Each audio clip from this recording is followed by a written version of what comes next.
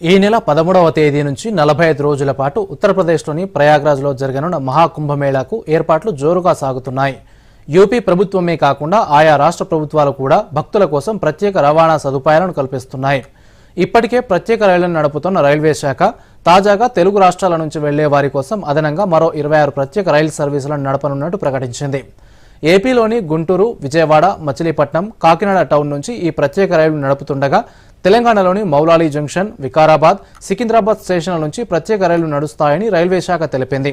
ఈ మహాకుంభమేళాలో 45 కోట్ల మంది భక్తులు పాల్గొని గంగా స్నానం ఆచరించే అవకాశం ఉందని అధికారులు అంచనా వేస్తున్నారు.